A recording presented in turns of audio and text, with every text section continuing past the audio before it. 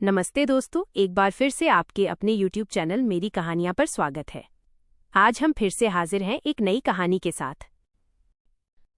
अक्सर हम चमकती चीजों के पीछे भागते हुए उस सुकून को खो देते हैं जो हमारे पास होता है। रिश्ते निभाने के लिए नीयत साफ होनी चाहिए, क्योंकि लालच की बुनियाद पर खड़ा महल एक दिन गिर ही जाता है। खूबसूरती चेहरे में नहीं, देखने वाले की नज़र और वफादारी में होती है।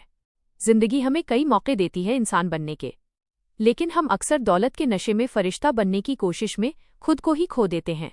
आज की कहानी एक ऐसे ही इंसान की है जिसने अपनी आंखों पर लालच की पट्टी बांधकर अपनी ही खुशियों का सौदा कर लिया। रात का समय था और मैं अपने कमरे में सुकून से सो रहा था, जब अचानक मुझे कमरे में किसी और की मौजूदगी का एहसास हुआ, जैसे कोई मेरे कदमों के पास बैठा है। मैंने देखने के लिए आंखें खोली और देखा कि ये वही है जो आज भी मेरे कमरे में खिड़की से फांदकर अंदर आ गई थी। उसने अपने चेहरे को नकाब में छुपा रखा था। वो बहुत डरी और सहमी सी मेरे कमरे में मेरे बिस्तर के पैरों की तरफ बैठी थी। मैंने उससे कहा कि तुम डरो नहीं, आराम से बैठ जाओ। जाने वो किससे इतनी डरी हुई थी और रात के इस समय कैसे यहाँ तक आ जाती थी, और जाने क्यों मैं उसके डरने से मजूस होने लगा था। ये आज मेरी जिंदगी में कैसा दिन आया था। रात का समय था। वो कम उम्र लड़की मेरे सामने बैठी थी। उसने बहुत प्यारा सा परफ्यूम लगा रखा था, जिसकी वजह से मैं पागल हुआ जा रहा था। पर एक बहुत बड़ा जुल्म किया हुआ था। उसने अपने चेहरे को नकाब में छुपा रखा था, लेकिन उसकी आंखें बता रही थी कि वो बहुत ज्यादा हसीन और खूबसूरत लड़की थी, क्योंकि आंखें औरत के चेहरे की आधी खूबसूरती होती हैं, और इस तरह तो वो बहुत ज्यादा खूबसूरत थी। वो बहुत डरी और सहमी सी मेरे कमरे में मेरे बिस्तर के पैरों की तरफ बैठी थी। मैंने उसे कहा कि तुम डरो नहीं, बैठ जाओ आराम से। एक बड़ी अजीब बात है कि ज्यादातर मर्द इस बात को कभी स्वीकार नहीं करेंगे, लेकिन इस तरह की डरी सहमी हुई लड़की मर्द को ज्यादा अच्छी लगती है, ना कि एक कॉन्फिडेंट वाली औरत जो उसके सामने बैठी हो और उसे यह बताए कि मैं किसी से नहीं डरती। पर सवाल यहाँ ये था कि जाने वो किससे इतनी डरी हुई थी और रात के इस समय कैसे यहाँ तक आती थी, और जाने क्यों मैं उसके डरने से मजूज होने लगा था। लेकिन उस लड़की का राज जानकर मेरी जिंदगी इस कदर अपनी डगर से हट जाएगी, ये मैंने सोचा भी नहीं था। जबकि मेरा उससे कोई वास्ता नहीं था, पर वो मेरे लिए मेरी जिंदगी का सबसे बड़ा सच बन गई थी। मुझे उससे प्रेम हो गया था, वो भी सच्चा वाला प्रेम। पर ये कहाँ पता था कि जिस लड़की की सिर्फ आंखें देखकर मैं उसका दीवाना हो गया हूँ, वो कोई और नहीं बल्कि मेरी अपनी सगी। मेरा नाम राजीव है। मेरी उम्र 22 साल थी जब मेरी माँ ने मेरी शादी करने का शोर मचा दिया। मैं अपनी माँ के सामने चीखता चिल्लाता रहा कि 22 साल की उम्र हुई है, 42 की नहीं। क्यों आप मेरी शादी करने पर तुली बैठी हैं? लेकिन मेरी माँ का कहना था कि शादी तो करवानी है, वो भी उनकी पसंद की लड़की से। मैं अच्छा खासा हसीन और खूबसूरत मर्द था। सोचा कि माँ जब कोई लड़की पसंद करेगी तो वहां जाकर भी यही बताएगी कि मेरा बेटा तो बड़ा खूबसूरत है। माँ ने मेरे लिए एक लड़की पसंद भी कर ली और मुझे आकर बताया कि बहुत बड़े बिजनेसमैन की इकलौती बेटी है और उसका बाप बिस्तर पर पड़ा है, यानी डेथ बेड पर। उस जमाने में मेरी कोई नौकरी नहीं थी। मेरे बाप का छोटा मोटा कारोबार था, बस मैं वहीं देखा करता था। लेकिन सच कहूं तो वो कारोबार दिन ब दिन मेरे हाथों से डूब रहा था, क्योंकि मुझे कारोबार की कोई समझ नहीं थी। माँ ने कहा कि लड़की का बाप बिस्तरे मर्ग पर पड़ा है और सारी जायदाद की अकेली मालिक है। तो सच कहूं तो मेरे दिल में भी ख्वाहिश जागी कि बस इसी लड़की से मेरी शादी हो जाए। क्योंकि कोई माने न माने, पैसे तो सबको अच्छे लगते हैं, मुझे भी, क्योंकि पैसे के बिना कुछ भी नहीं। माँ ने कहा कि मैं तो हाँ कर आई हूँ और तुम्हारी तस्वीर भी दिखा दी। उन्होंने भी हाँ कर दी, तुम उनको बहुत पसंद आए। मैंने उनसे कहा कि मुझे भी लड़की की तस्वीर दिखा दें, तो माँ का कहना था कि तुमने तस्वीर देखकर क्या करना है पागल, तू बस उसकी दौलत देख, पैसे देख, तुझे तो और कुछ सोचना भी नहीं चाहिए। अरे अगर लड़की की एक टांग भी नहीं हो तब भी तुझे हाँ ही कहना चाहिए। मैंने कहा, माँ कहीं वाकई उसकी एक टांग तो नहीं है? तो मेरी माँ हंसने लगी। क्या मैं तेरी शादी एक टांग वाली लड़की से करवाऊंगी? उसका बाप बीमार है, इसलिए वो चाहते हैं कि इसी महीने शादी हो जाए। बस अब देख लेना अपनी पत्नी को। वैसे भी हमारे जमाने में तो यही होता था, ये तुम लोगों ने ही आजकल नए रिवाज निकाल लिए हैं। अब क्या तुम 5 दिन भी इंतजार नहीं कर सकते? बस यूं समझो, 2-4 दिन में शादी है तुम्हारी और लगन है तुम्हारा। मैंने माँ से कह दिया कि ठीक है, मुझे कोई परेशानी नहीं है। मुझे मेरी माँ पर भरोसा था, क्योंकि इससे पहले भी वो मेरे लिए लड़कियां देख चुकी थीं और उनको भी लड़की मुश्किल से ही पसंद आती थी। चाहता तो मैं भी यही था कि मेरी शादी बहुत धूमधाम से हो, दोस्तों के साथ कवाली नाइट मनाऊं और मजे करूं। लेकिन फिर सोचा कि जिस लड़की से मेरी शादी हो रही है वो तो सोने की चिड़िया है। जब उसका बाप इस दुनिया से चला जाएगा तो सारी दौलत उसकी और उसके जरिए मेरी ही हो जाएगी। फिर तो मेरी जिंदगी की हर शाम पार्टी जैसी होगी, तो मुझे परेशान होने की जरूरत ही क्या है। मैं तो बहुत खुश था। यूं समझो कि खुद को ऐसा बादशाह महसूस कर रहा था जिसकी जल्दी ही ताजपोशी होने वाली थी और उसे एक शहजादी भी मिलने वाली थी। ये बात थोड़ी अजीब थी कि मेरी माँ ने मुझे अभी तक लड़की को देखने नहीं दिया था, यहाँ तक कि उसकी तस्वीर भी नहीं दिखाई थी। लेकिन अमीर लोग तो ज्यादातर खूबसूरत ही होते हैं क्योंकि वे अपना बहुत ख्याल रखते हैं। ये तो गरीब होते हैं जिनके पास खाने को भी पैसे नहीं होते, तो फिर अपना ख्याल कैसे रखेंगे। इसलिए मुझे पूरा यकीन था कि लड़की बहुत ज्यादा खूबसूरत होगी और मुझे परेशान होने की कोई जरूरत नहीं है। बल्कि अगर मेरी माँ मेरे लिए रिश्ता नहीं देखती तो मुझे कोई आसपास की लड़की ही मिलती जिसने ज्यादा से ज्यादा मेकअप किया होता और बस उसके साथ मेरी जिंदगी गुजर जाती। और उसमें एक ही खूबी होती कि वो खाना बहुत अच्छा बनाती। पर यहाँ तो मुझे पापा की प्रिंसेस मिल रही थी, इसलिए मैं बहुत ज्यादा खुश था। शादी की रात तक अपनी दुल्हन को नहीं देखा, और जब देखा तो हालत ऐसी हो गई कि जैसे आज तक किसी दूल्हे की नहीं हुई होगी।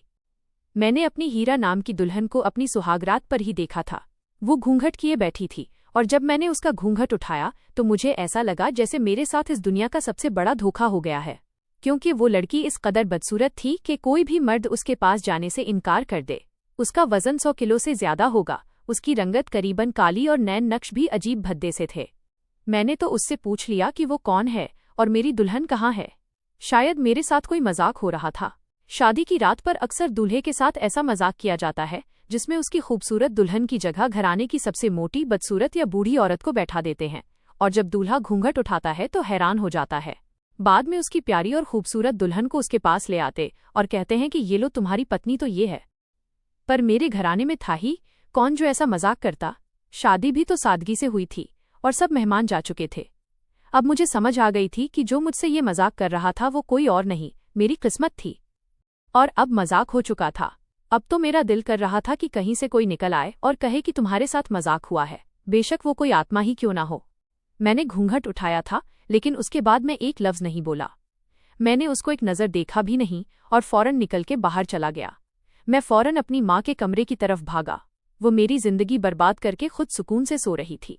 मैंने दरवाजे को ऐसे पीटा था जैसे मेरे अंदर किसी बद अखलाक पुलिस वाले की रूह आ गई थी। मेरी माँ बाहर आई तो मुझे देखकर उसकी जान में जान आई। पागल हो गया? अक्ल है कि उड़ गई? इस वक्त यहाँ क्या कर रहा है? और शक्ल ऐसी क्यों बना रखी है जैसे अपनी सुहाग रात पर ही रडुआ हो गया है? मेरी माँ भी गुस्से में थी। काश ऐसा ही होता, क्योंकि उससे अच्छा तो मैं मर ही गया होता। वो जो कमरे में बैठी है ना, उसे दुल्हन कहना गुनाह है। ये तूने मेरे साथ क्या किया माँ? मैंने तुझ पर भरोसा किया और तूने मेरी मौत का इंतजाम कर दिया। मेरी माँ ने कहा, क्या मतलब? मैंने क्या वहां पर किसी चुड़ैल को बिठा दिया है? मैंने कहा, चुड़ैल ही होती। चुड़ैल भी बड़ी खूबसूरत होती है, बस चुड़ैल के पांव उल्टे होते हैं। मुझे बस यही करना था, उसे वापस भेज देना था, क्योंकि मेरे अंदर अब उसके साथ रहने की चाह नहीं थी। लेकिन जब मैंने अपनी माँ को ये बात बताई तो उन्होंने गुस्से में आकर मेरे गाल पर एक जोरदार थप्पड़ जड़ दिया। पागल तो नहीं हो गया तू? वो लड़की नहीं, तेरा ब्लैंक चेक है और तू ऐसी बातें कर रहा है? पागल, तू बहुत जल्द बहुत अमीर होने वाला है। मैंने अपनी माँ से कहा, हाँ, मैं अमीर हो जाऊं और साथ ही मर भी जाऊं। अमीर हो जाऊं पर अपनी जिंदगी भी बर्बाद कर लूं? नहीं चाहिए ऐसी दौलत।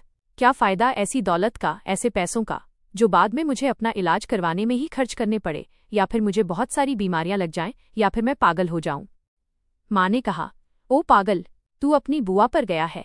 एक बार उसका बाप मर जाए और सारी दौलत तेरे नाम हो जाए, फिर तुझे उससे कोई ताल्लुक रखने की क्या जरूरत है? फिर मेरा बेटा जिस लड़की से कहेगा, मैं उससे अपने बेटे की शादी करवा दूंगी और अपने अमीर तरीन बेटे के लिए परी जैसी लड़की ले आऊंगी।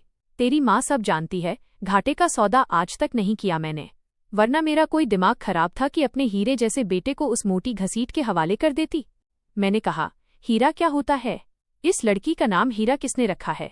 और माँ कहने लगी, उसका नाम हीरा नहीं, लक्ष्मी है, लेकिन उसका बाप उसे प्यार से हीरा कहता है। हम भी हीरा ही कहेंगे, क्योंकि हमारे लिए तो वो वाकई हीरा है, लेकिन ऐसा हीरा जिसे हमें बेच देना है। पर जब तक उसका बाप मर नहीं जाता, उससे अच्छे तरीके से पेश आ। बस यूं समझ ले, कुछ दिन की तकलीफ है, फिर सुकून ही सुकून है। मेरी माँ की अक्ल पर मैं हैरान था। सोच भी नहीं सकता था कि वो इतना गहरा सोचेंगी, वरना हमारे पास था ही क्या? एक छोटा सा घर जिसकी हालत इतनी बुरी थी, पर हमारे पास उसे ठीक करवाने के भी पैसे नहीं थे। मैं वापस कमरे में आया तो मेरी पत्नी जाग रही थी। मैंने उसे कहा, चुपचाप सो जाओ। पूछने लगी, आप कहाँ चले गए थे? मैंने कह दिया, अपने किसी दोस्त से फोन पर बात कर रहा था। उसने कहा, ऐसा? आपके दोस्त को इस वक्त कॉल नहीं करनी चाहिए थी, आज आपकी सुहाग रात है। मैं देख रहा था कि उसके मुंह में जुबान भी थी। उसको अपनी सुहाग रात की पड़ी हुई थी, जबकि मैं उसके करीब भी नहीं जाना चाहता था। मैंने कहा, तुम थक गई होगी, आराम कर लो। उसने कहा, मुझे आपसे एक जरूरी बात करनी थी, जिसके बाद शायद आप बहुत गुस्सा हो जाएंगे, पर यह बहुत जरूरी है। मैंने कहा, बोलो, मैं सुन रहा हूँ। तो उसने मुझे एक ऐसी बात बताई जो कि अगर किसी भी पति को बताई जाती तो वो हत्थे से ही उखड़ जाता, पर मेरे लिए ये किसी खुशखबरी जैसी थी।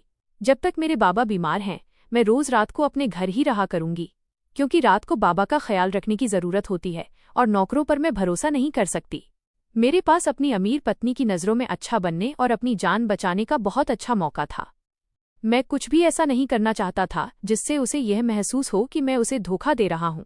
मैंने उससे कहा, अभी हमारी शादी हुई है और तुम रात के वक्त घर से बाहर रहना चाहती हो? तुम्हें नहीं लगता कि ये बात कुछ मुनासिब नहीं है? उसका कहना था कि हाँ, ऐसा है, पर मैं क्या करूं? मेरे बाबा जिस तरह बीमार पड़े हैं, पता नहीं उनके पास कितना वक्त है। मेरे लिए ये वक्त बहुत जरूरी है कि मैं उनकी सेवा कर लूं, ताकि मेरी उनके साथ कुछ अच्छी यादें बन जाएं। वो सारी जिंदगी बाहर ही रहे और पैसे कमाने की मशीन बने रहे। उन्होंने हमारे लिए करोड़ों कमाए। ये बातें सुनकर तो मैं दिल ही दिल में बहुत खुश हो रहा था। मैंने अच्छा बनने के लिए अपनी पत्नी को इजाजत दे दी कि वो रात को अपने मायके में रह सकती है, क्योंकि दरअसल मैं उसकी शक्ल भी देखना नहीं चाहता था। और मेरे लिए तो यूं था कि जैसे अंधा क्या मांगे, दो आंखें। रिसेप्शन की रस्म में बैठकर शाम को ही मेरी पत्नी अपने माँ बाप के घर चली गई और मैंने सुख का सांस लिया। लेकिन उसी रात कुछ ऐसा हुआ कि मेरा सुकून बर्बाद हो गया। रात को सुकून से अपने कमरे में सो रहा था जब मुझे हल्की सी दस्तक सुनाई दी। ये दस्तक बहुत हल्की थी, पर बहुत जल्दी जल्दी में दी जा रही थी। मैंने देखा तो इधर मेरे कमरे का दरवाज़ा खुला हुआ था। फिर ये दस्तक कौन दे रहा था? मैं नींद से जाग ही गया और मैंने महसूस किया कि ये दस्तक मेरे कमरे की खिड़की पर आ रही है और मेरे कमरे की खिड़की बाहर गली में खुलती है। मैं हैरान हुआ कि ये कौन हो सकता है, लेकिन अब दस्तक के साथ साथ आवाज़ भी आई और ये आवाज़ बहुत ही नौजवान और खूबसूरत थी। कोई लड़की थी। वो कह रही थी कि दरवाज़ा खोलो, मैं बहुत मुसीबत में हूँ। जब सुना कि कोई मुसीबत में है तो खिड़की खोल दी और सामने खड़ी उस लड़की को देखकर हैरान रह गया। उसने अपने चेहरे को नकाब से और बदन को चादर में छुपा रखा था, लेकिन उसकी आंखें बता रही थीं कि ये आंखें किसी खूबसूरत इंसान की हैं। मैंने उससे अंदर आने को कहा और वो मेरा हाथ पकड़कर खिड़की के अंदर फांदकर कमरे में आ गई। उसने कमरे में आते ही मेरे हाथ जोड़ दिए और कहने लगी कि मैं बहुत मुसीबत में हूँ, मेरी मदद करो। वो मेरे कदमों में बैठ गई कि मुझे पनाह दे दो। मैं हैरान भी था और घबरा भी गया। फौरन अपने कमरे का दरवाज़ा बंद कर दिया। मैंने उससे पूछा कि कैसी मुसीबत? क्या तुम्हारे पीछे कुछ लोग पड़े हैं? अगर तुम कहती हो तो मैं पुलिस को बुलाता हूँ। उसका कहना था कि नहीं, पुलिस को नहीं बुलाना, मैं आपको कुछ नहीं बता सकती, बस मुझे थोड़ी देर के लिए इस कमरे में पनाह दे दो, आज की रात के लिए। मैंने उससे कहा कि मैं तुम्हें कैसे पनाह दे सकता हूँ? मेरे घर में मेरी माँ है और उसने जो हमें देख लिया तो वो 1000 सवाल करेगी। फिर पनाह कैसे दूं? उसने कहा, मुझे बस इस कमरे में बैठने दें, आपकी बड़ी मेहरबानी होगी। मैं थोड़ी देर यहीं पर बैठी रहूंगी, मैं कुछ बोलूंगी भी नहीं, आपको किसी मुसीबत में नहीं डालूंगी, बस मुझे बचा लें। मैंने कहा, ठीक है, तुम इस कमरे में आज की रात के लिए रुक सकती हो। वो लड़की मेरे कमरे में ही रखे एक सोफे पर बैठ गई। कमरे को हैरान होकर देख रही थी कि ये किसी नए शादीशुदा जोड़े का कमरा है, क्योंकि यहाँ पर सामान भी नया मौजूद था और अभी तक मेरे बेड पर सजावट भी लगी हुई थी। उसने मुझसे सिर्फ एक सवाल किया, आप शादीशुदा हैं?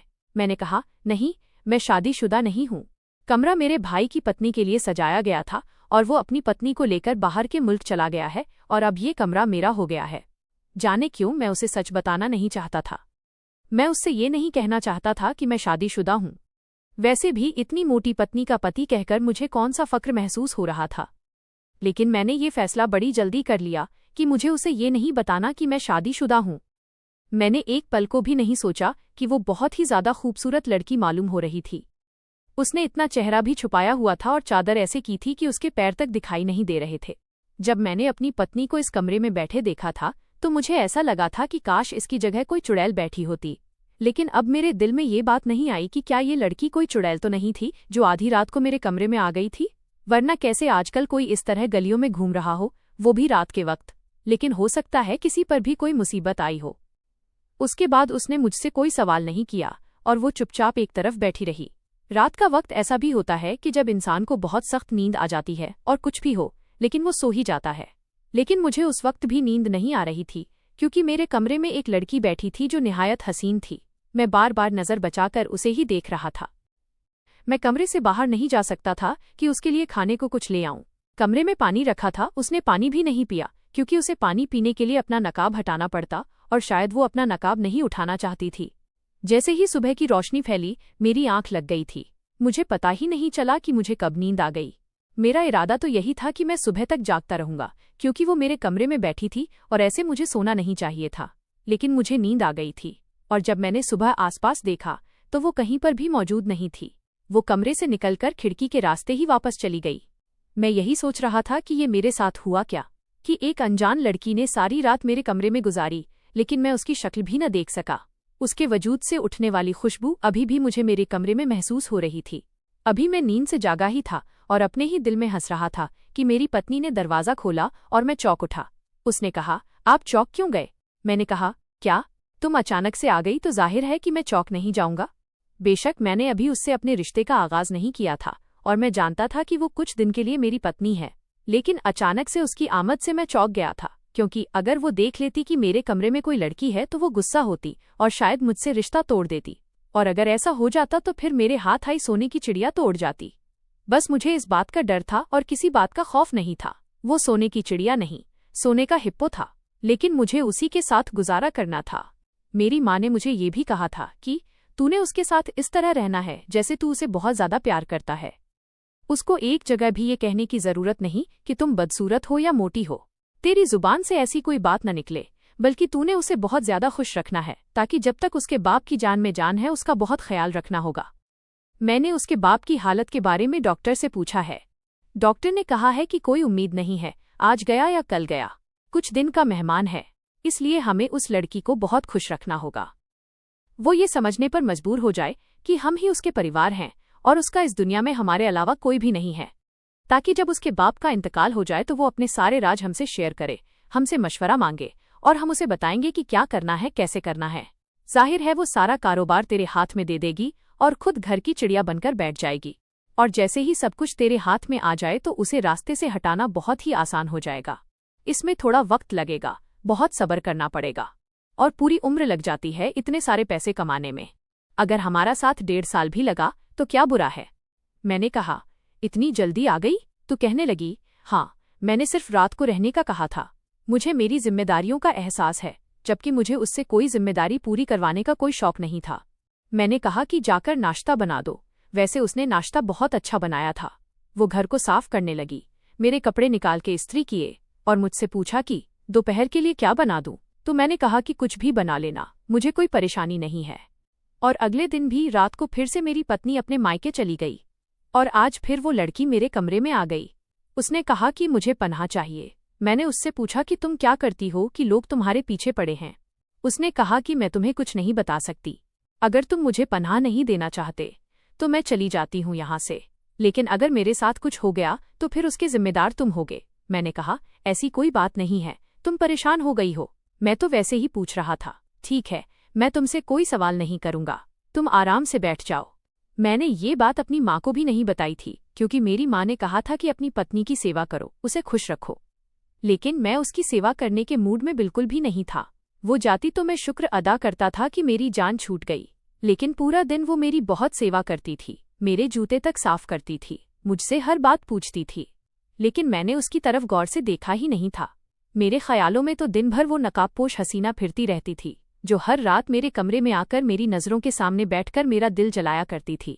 एक दिन मेरी पत्नी ने कहा कि आज मैं नहीं जाती, आज मेरा दिल नहीं कर रहा, आज मैं आपके पास ही रहूंगी। लेकिन ये सोचकर तो मैं थर थर कांपने लगा कि अगर आज वो लड़की दीवार फांद कर अंदर आ गई तो अपनी पत्नी को क्या जवाब दूंगा, मेरे हाथ से सब निकल जाएगा। मैंने कहा कि नहीं, तुम चली जाओ, तुम्हें जाना चाहिए, तुम्हारे पापा को तुम्हारी जरूरत होगी।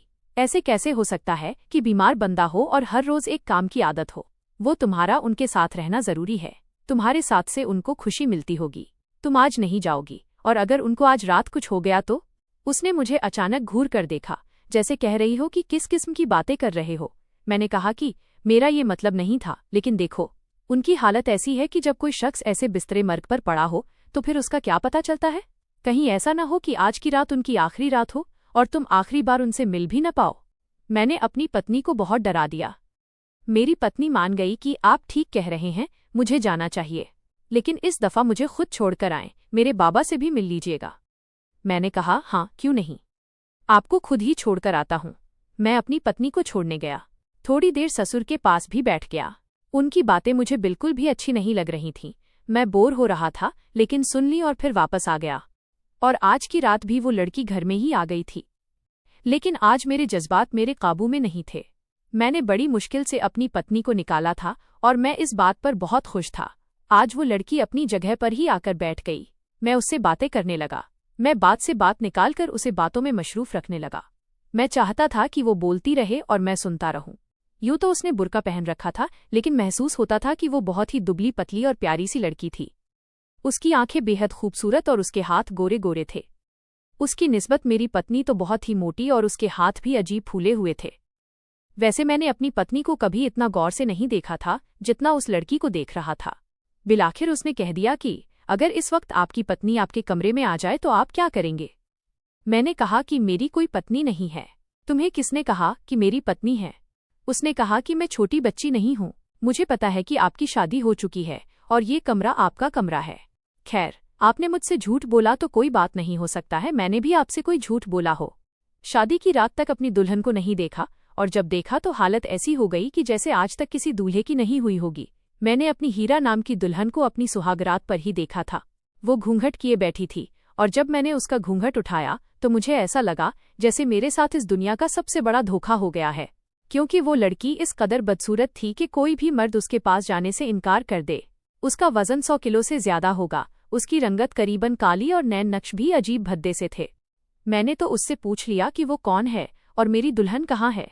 शायद मेरे साथ कोई मजाक हो रहा था। शादी की रात पर अक्सर दूल्हे के साथ ऐसा मजाक किया जाता है जिसमें उसकी खूबसूरत पत्नी की जगह घराने की सबसे मोटी, बदसूरत या बूढ़ी औरत को बैठा देते हैं, और जब दूल्हा घूंघट उठाता है तो हैरान हो जाता है। बाद में उसकी प्यारी और खूबसूरत दुल्हन को उसके पास ले आते और कहते हैं कि ये लो, तुम्हारी पत्नी तो ये है। पर मेरे घराने में था ही कौन जो ऐसा मजाक करता। शादी भी तो सादगी से हुई थी और सब मेहमान जा चुके थे। अब मुझे समझ आ गई थी कि जो मुझसे ये मजाक कर रहा था वो कोई और नहीं, मेरी किस्मत थी। और अब मजाक हो चुका था। अब तो मेरा दिल कर रहा था कि कहीं से कोई निकल आए और कहे कि तुम्हारे साथ मजाक हुआ है, बेशक वो कोई आत्मा ही क्यों ना हो। मैंने घूंघट उठाया था, लेकिन उसके बाद मैं एक लफ्ज नहीं बोला। मैंने उसको एक नज़र देखा भी नहीं और फौरन निकल के बाहर चला गया। मैं फौरन अपनी माँ के कमरे की तरफ भागा। वो मेरी जिंदगी बर्बाद करके खुद सुकून से सो रही थी। मैंने दरवाजे को ऐसे पीटा था जैसे मेरे अंदर किसी बद अखलाक पुलिस वाले की रूह आ गई थी। मेरी माँ बाहर आई तो मुझे देखकर उसकी जान में जान आई। पागल हो गया है? अक्ल है कि उड़ गई? इस वक्त यहाँ क्या कर रहा है? और शक्ल ऐसी क्यों बना रखी है जैसे अपनी सुहाग रात पर ही रड़ुआ हो गया है? मेरी माँ भी गुस्से में थी। काश ऐसा ही होता, क्योंकि उससे अच्छा तो मैं मर ही गया होता। वो जो कमरे में बैठी है ना, उसे दुल्हन कहना गुनाह है। ये तूने मेरे साथ क्या किया माँ? मैंने तुझ पर भरोसा किया और तूने मेरी मौत का इंतजाम कर दिया। मेरी माँ ने कहा, क्या मतलब? मैंने क्या वहां पर किसी चुड़ैल को बिठा दिया है? मैंने कहा, चुड़ैल ही होती। चुड़ैल भी बड़ी खूबसूरत होती है, बस चुड़ैल के पांव उल्टे होते हैं। मुझे बस यही करना था, उसे वापस भेज देना था, क्योंकि मेरे अंदर अब उसके साथ रहने की चाह नहीं थी।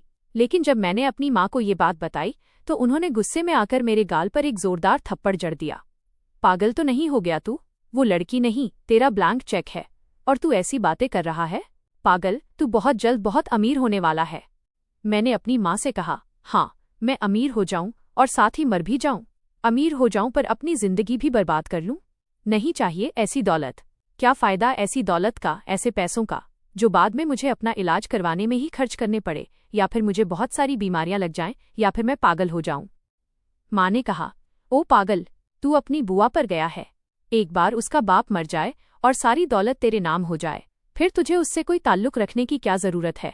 फिर मेरा बेटा जिस लड़की से कहेगा, मैं उससे अपने बेटे की शादी करवा दूंगी और अपने अमीर तरीन बेटे के लिए परी जैसी लड़की ले आऊंगी।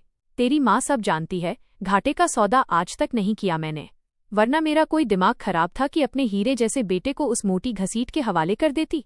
मैंने कहा, हीरा क्या होता है? इस लड़की का नाम हीरा किसने रखा है? और माँ कहने लगी, उसका नाम हीरा नहीं, लक्ष्मी है, लेकिन उसका बाप उसे प्यार से हीरा कहता है। हम भी हीरा ही कहेंगे, क्योंकि हमारे लिए तो वो वाकई हीरा है, लेकिन ऐसा हीरा जिसे हमें बेच देना है।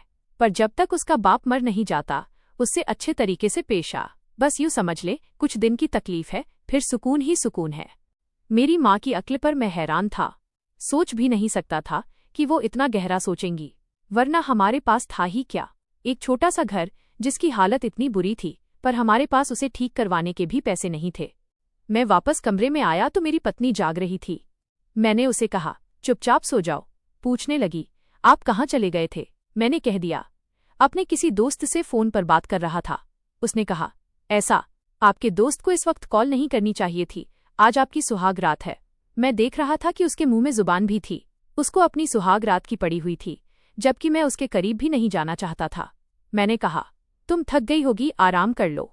उसने कहा, मुझे आपसे एक जरूरी बात करनी थी, जिसके बाद शायद आप बहुत गुस्सा हो जाएंगे, पर यह बहुत जरूरी है।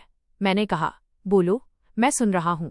तो उसने मुझे एक ऐसी बात बताई जो कि अगर किसी भी पति को बताई जाती तो वो हत्थे से ही उखड़ जाता, पर मेरे लिए ये किसी खुशखबरी जैसी थी। जब तक मेरे बाबा बीमार हैं, मैं रोज रात को अपने घर ही रहा करूंगी, क्योंकि रात को बाबा का ख्याल रखने की जरूरत होती है और नौकरों पर मैं भरोसा नहीं कर सकती। मेरे पास अपनी अमीर पत्नी की नज़रों में अच्छा बनने और अपनी जान बचाने का बहुत अच्छा मौका था। मैं कुछ भी ऐसा नहीं करना चाहता था जिससे उसे यह महसूस हो कि मैं उसे धोखा दे रहा हूं। मैंने उससे कहा, अभी हमारी शादी हुई है और तुम रात के वक्त घर से बाहर रहना चाहती हो? तुम्हें नहीं लगता कि ये बात कुछ मुनासिब नहीं है? उसका कहना था कि हाँ ऐसा है, पर मैं क्या करूं? मेरे बाबा जिस तरह बीमार पड़े हैं, पता नहीं उनके पास कितना वक्त है। मेरी पत्नी घर से चली गई और मेरी माँ को भी इस सब का पता चल गया। मेरी माँ ने मुझे इतना कोसा, यहाँ तक कह दिया कि तुम मेरा बेटा हो ही नहीं सकते। मेरी पत्नी अपने घर चली गई और 1 हफ्ते बाद उसने तलाक का नोटिस भेज दिया। उसे मनाने की बहुत कोशिश की, लेकिन वो सब कुछ जान चुकी थी, इसलिए वो कभी भी वापस आने वाली नहीं थी। उसने मुझसे तलाक ले लिया और अपनी जिंदगी में वापस चली गई। फिर मुझे पता चला कि उसके बाप भी ठीक हो गए और उसकी बीमारी खत्म हो गई, और अब वो फिर से किसी इंसान के साथ शादी कर रही है जो उसकी तरह ही बहुत अमीर है। मैं बस इतना कहना चाहूंगा कि मैं लालच में आकर सबसे पहले अपनी पत्नी की नज़रों में गिर गया और सारा कुछ खराब हो गया। सच कहते हैं, लालच बुरी बला है। याद रखिए, जो इंसान पैसों के तराजू में रिश्तों को तौलता है, अंत में उसके हाथ खाली ही रह जाते हैं। वक्त और किस्मत कभी बताकर नहीं पलटते। जब धोखा अपनी ही परछाई बन जाए तो पछतावा भी रास्ता नहीं दिखाता। लालच हमें थोड़े समय के लिए बादशाह महसूस करा सकता है, पर असलियत सामने आते ही वो हमें अपनी ही नज़रों में गिरा देता है। दौलत आती जाती रहती है, लेकिन जो सम्मान एक बार चला जाए वो करोड़ों खर्च करके भी वापस नहीं मिलता। राजीव की कहानी हमें सिखाती है कि अगर हम अपनी नीयत और वफादारी साफ न रखें तो हम सोने की चिड़िया के चक्कर में अपना बचा कुचा आशियाना भी उजाड़ बैठते हैं। दोस्तों, मेरी कहानियाँ चैनल की वीडियो कैसी लगी? कमेंट करके ज़रूर बताएं। वीडियो को लाइक और चैनल को सब्सक्राइब ज़रूर करें।